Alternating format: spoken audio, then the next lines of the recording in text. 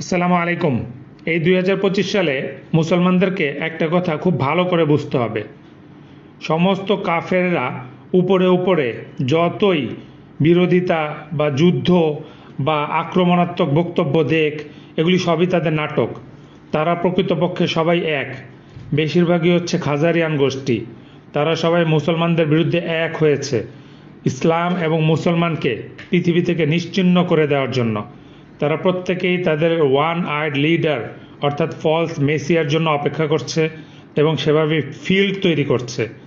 অপরদিকে তারা পূর্ণ প্রস্তুতি নিচ্ছে ঈসা আলাইসাল্লাম এবং ইমাম মাহাদির বিরুদ্ধে লড়াই করার জন্য। আমরা এই জিনিসটা বুঝতেই পারতেছি না, কারণ কোরআন ও হাদিসের সাথে আমাদের সম্পর্ক নেই, আর শেষ জমানা নিয়ে গবেষণা তো একেবারেই নাই।